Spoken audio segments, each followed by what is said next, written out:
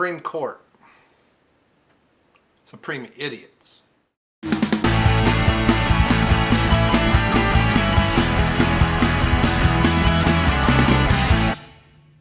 Hi, welcome to July 4th, 2012.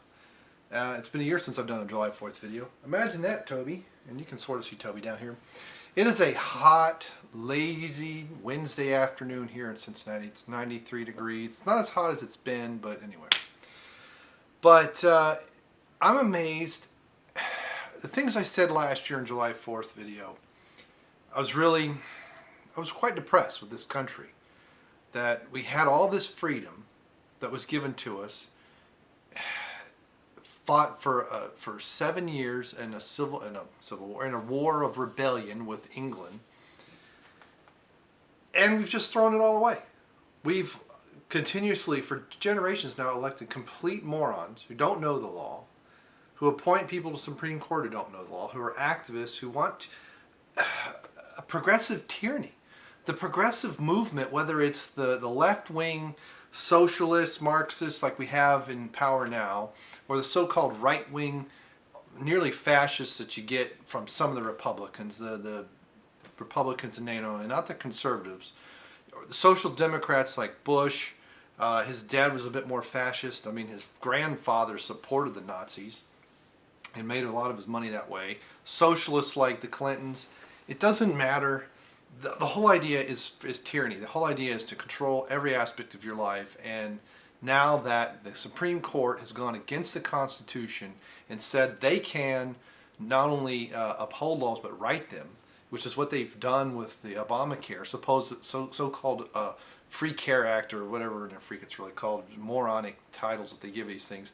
Just like after 9/11 we had the Patriot Act. Oh, stand up and be patriotic and give the government all this unnecessary power. Now we get all these anal exams when we go to try and get on a stupid airplane and fly anywhere in the country from the TSA.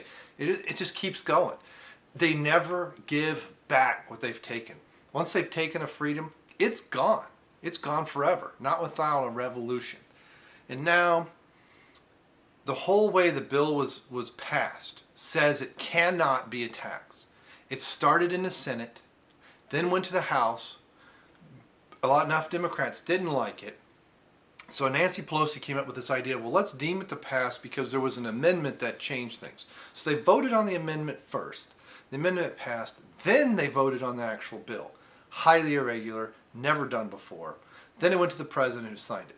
Now the Supreme Court has said it is a tax, and not only is it a tax, it's a huge one on the middle class. I mean, all the time with these bills, it's the middle class that suffers every single time. I don't care if you are a Democrat, if you are a blue blood Republican, the middle class is their worst enemy. I know they have support from unions and all that, but they are destroying the middle class. It's not the conservatives, it's not the Bible-believing people, it's these clowns. And now the Supreme Court has said, oh, it is a tax by 5-4. Thank you, Supreme Court Justice Roberts. Even though it's not passed as a tax, it's not written as a tax, it's not codified as a tax.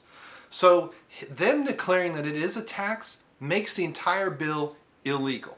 Because if it is a tax, it has to start in the House, which it did not. And it has to pass into the Senate. It has to go that direction. All tax bills, all spending appropriation bills start in the House of Representatives by the Constitution. It's not my opinion, it's in the Constitution. So Obamacare, it's not constitutional, it's completely illegal. Thank you. And that's the truth that you will never hear with any pundit, with any talk show host, with any news guy, because they all have their own agendas, and I only have one, and that is freedom for everyone. Not equality of outcomes, equality of opportunities. My agenda is that everyone lives in liberty, everyone lives with their own responsibilities, everyone takes care of themselves, and not all this tyranny in the name of taking care of one another, Social Security and all that other crap. My agenda is that everyone lives in liberty, just like the founders of this country, this great country, this experiment that has gone horribly wrong over the last 110 years. Lincoln fought against central bankers. Andrew Jackson fought against central bankers. And Lincoln also fought against corporations, and corporations can't exist without large banks, and large banks can't exist without central bankers. And if in the thing with the Occupy Wall Street, they almost have it right. They're so close.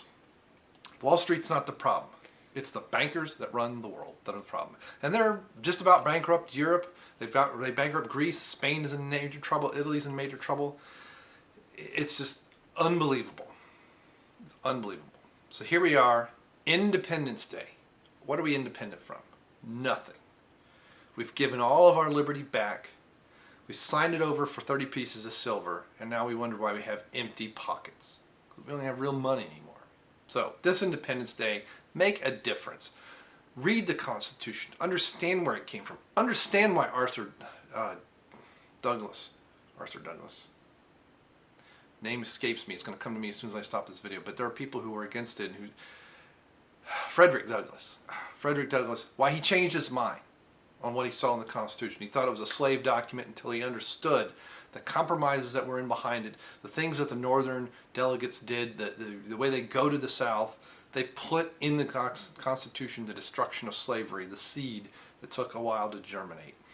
And when Frederick Douglass understood that, he saw the Constitution as a completely freeing document. There is no other country on the face of this earth where you had liberties like what was established with the Declaration of Independence in 1776 and in 1789 with the signing of the Constitution, which helped solidify the nation as one. It replaced, in many ways, in some parts, the Articles of Confederation, and even then there were dissenters. William Penn wasn't going to sign it without the Bill of Rights.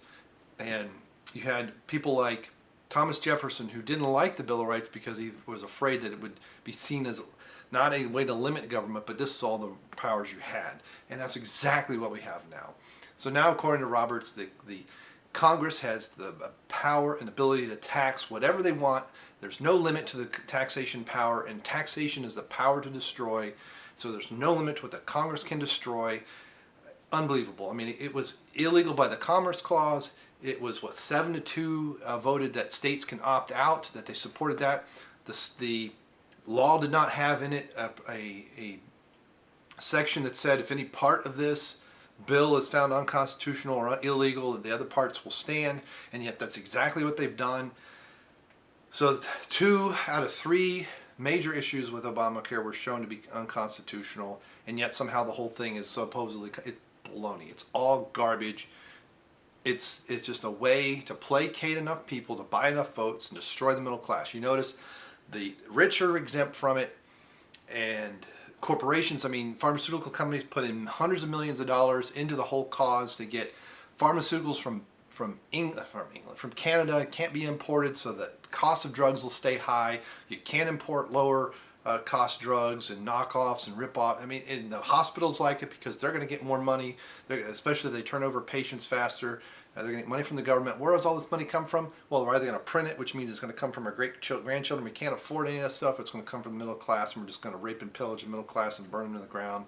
And that's exactly what they're going to do. So if you're a middle-class person and you like Obamacare, you are an absolute positive fool.